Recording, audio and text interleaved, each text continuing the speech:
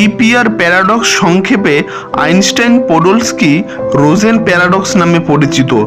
Quantum থিওরির ওপর প্রথমের কিছু থট এক্সপেরিমেন্ট। এটি কোয়ান্টাম এনট্যাংলিমেন্টের সেরা উদাহরণ। প্যারাডক্সটি মূলত দুটি পার্টিকেলের এনট্যাংলিমেন্ট নিয়ে, অর্থাৎ কোনোভাবে তাদের কোয়ান্টাম ইনফরমেশনগুলো কমিউনিকেট করে। তাছাড়া এই এনট্যাংলিমেন্ট কোয়ান্টাম মেকানিক্সের কোপেনহেগান ইন্টারপ্রিটেশনের ওপর নির্ভরশীল। এই ইন্টারপ্রিটেশন অনুযায়ী যে কোনো পার্টিকেল একটি আনসার্টেন স্টেটে অবস্থান করে, ঠিক একেবারে সেম মুহূর্তে অন্যান্য পার্টিকেলগুলো সার্টেন স্টেট লাভ করে। এই প্যারাডক্সটি বেশি গুরুত্বপূর্ণ, কেননা পার্টিকেলসগুলির যে কমিউনিকেশন সেটা স্পিড অফ লাইটের থেকেও বেশি হয়। অর্থাৎ কোয়ান্টাম ইনফরমেশনগুলো আলোর গতিবেগের থেকেও বেশি স্পিডে যেতে পারে, যেখানে আইনস্টাইন বলেছিলেন স্পিড অফ লাইটে কোনো বস্তুই চলতে পারে না। এই প্যারাডক্সটি তৈরি হয় নিলস বোর ও আইনস্টাইনের মধ্যে চলা বিতর্কের হাত ধরে। আইনস্টাইন বোর ও তার সহকর্মীদের দ্বারা তৈরি করা কোয়ান্টাম মেকানিক্সের সাথে কোনোভাবেই একমত ছিলেন না। তাই আইনস্টাইন বরিস পডলস্কি ও নাথান রোজেনের সাথে যুক্ত হয়ে ইপিআর প্যারাডক্স তৈরি করলেন। এই প্যারাডক্সটি ওনারা এমন পথে তৈরি করলেন যা ফিজিক্সের অন্যান্য নিয়মগুলোর সাথে সম্মতি প্রকাশ করে না। তাছাড়া সেই সময় এমন কোনো মাধ্যম ছিল না যাতে করে এক্সপেরিমেন্ট করা যায়, সুতরাং তখনকার সময় এটি একটি থট এক্সপেরিমেন্ট হিসেবেই রয়ে যায়। এর কিছু বছর অতিবাহিত হওয়ার পর physicist David bomb EPR paradox সম্পর্কে আমাদের পাগল করা ধারণাগুলির একটু হলেও বদলাতে পেরেছেন। যেভাবে এই প্যারাডক্সটিকে ওনারা রিপ্রেজেন্ট করেছিল সেটা ফিজিসিস্টদের সমস্যায় ফেলে দেয়। বোম যেটা করেছিলেন, তিনি একটি আনস্টেবল স্পিন শূন্যকে দুটো পার্টিকেল স্পিনে বিভক্ত করলেন। একটাকে নাম দিলেন প্লাস হাফ স্পিন, অপরটিকে নাম দিলেন মাইনাস হাফ স্পিন। যেহেতু শূন্য তখনই সম্ভব যখন সেটার যোগফল শূন্য হয়ে আগের মতো হয়ে যাবে, এইভাবেই বোম ব্যাখ্যা করলেন। এবার তিনি এখানে মেজারমেন্ট সম্পর্কিত কোপেনহেগান ইন্টারপ্রিটেশন প্রয়োগ করলেন। একটি সুনির্দিষ্ট মেজারমেন্ট পার্টিকেলসগুলি কোন স্পিনে অবস্থান করছে তা বলে দিতে সক্ষম। দুটো পার্টিকেল স্টেট এক্ষেত্রে সুপারপজিশন স্টেটে অবস্থান করছে সমপরিমাণ সম্ভাবনা বা ইকুয়াল প্রবাবিলিটি নিয়ে, হয় সেটা পজিটিভ কিংবা নেগেটিভ। এই প্যারাডক্সটিতে দুটো কি পয়েন্ট রয়েছে যেটা ভালোই সমস্যা তৈরি করেছিল সে সময়। প্রথমত, কোয়ান্টাম ফিজিক্স বলে মেজারমেন্টের আগে পর্যন্ত একটি পার্টিকেলের কোনো ডিফাইনাইট কোয়ান্টাম স্পিন থাকবে না, কিন্তু একটি সম্ভাব্য সুপারপজিশন অবশ্যই থাকবে। তাই যদি আমরা প্রথম পার্টিকেলটির স্পিনকে মেজার বা গণনা করতে পারি, তাহলে দ্বিতীয় পার্টিকেলটির ইনফরমেশন পেয়ে যাব। ধরি প্রথম পার্টিকেলটির স্পিন প্লাস হাফ পাওয়া গেল, সুতরাং দ্বিতীয় পার্টিকেলটির স্পিন মাইনাস হাফ হবে। যেহেতু উভয় স্পিন যুক্ত হয়ে তবেই শূন্য স্টেট তৈরি করতে পারবে।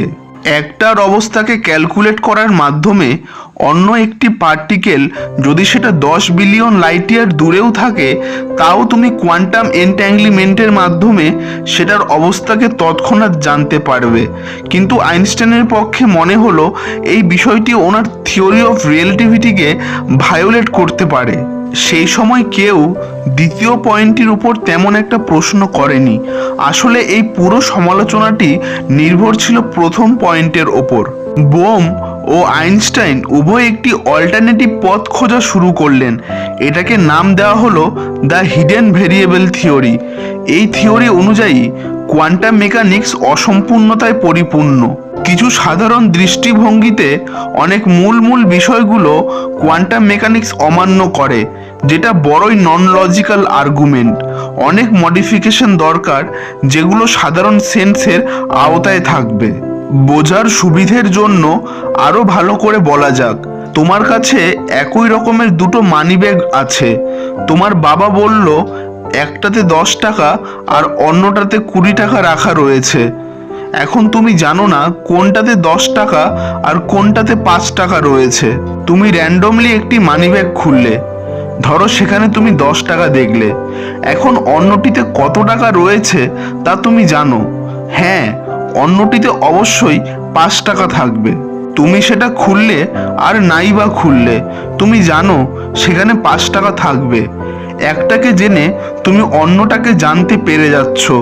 কিন্তু এই অ্যানালজিটির সমস্যা হলো কোয়ান্টাম মেকানিক্স এইভাবে কাজ করে না। প্রতিটি মানিব্যাগে একটি স্পেসিফিক অ্যামাউন্ট দেওয়া আছে। আমি শুধু এটা জানি না কোনটাতে কত করে থাকবে যতক্ষণ না সেটাকে খুলছি। অর্থাৎ তাও যেন কোনোভাবে আমি আগে থেকেই ইনফরমেশন সম্পর্কে কনসাস থাকছি। অতএব এইভাবে কোয়ান্টাম মেকানিক্স কাজ করতে পারে না। কোয়ান্টাম মেকানিক্সের অনিশ্চয়তা কেবলমাত্র আমাদের সাধারণ জ্ঞানের বাইরেই নয়, বরং ডিফাইনাইট বা নির্দিষ্ট রিয়ালিটির ধরাছোঁয়ার বাইরে। কোপেনহেগেন মতানুসারে মেজারমেন্ট তৈরি করার আগে অবধি কণা বা পার্টিকেলসরা সবসময় সম্ভাব্য অবস্থানে থাকতে পারে। যেমনটা শ্রোডিঙ্গারের বিড়ালটি মরবে কিনা বাঁচবে তা বাক্স খুললেই বোঝা যাবে।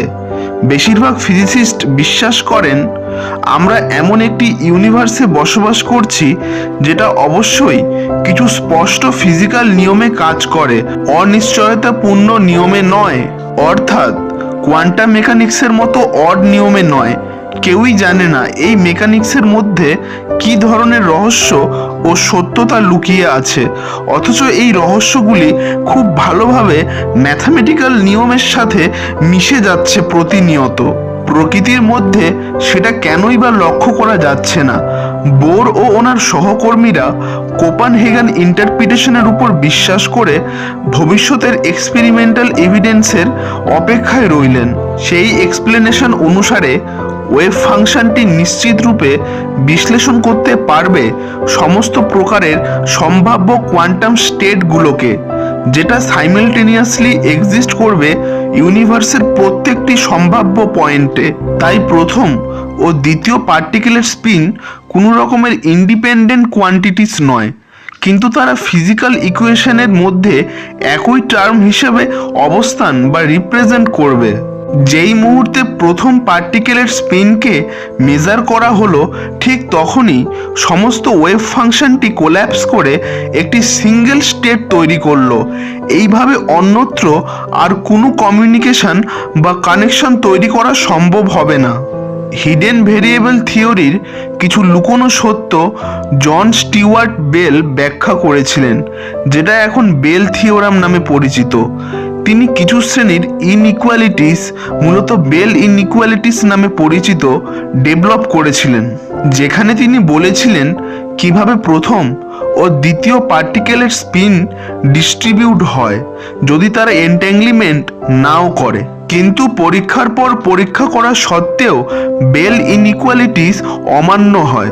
অতএব প্রকৃতিতে কোয়ান্টাম এনট্যাঙ্গলিমেন্ট আসলেই হচ্ছে। আমরা নিজেও জানি না কিভাবে করছে, তবে এখনো অনেক কোয়ান্টাম মায়াজাল এই হিডেন ভেরিয়েবল থিওরির ভেতরে লুকিয়ে রয়েছে। এমনিতেও সমগ্র ইউনিভার্সটাই তো গোলকধাঁধা।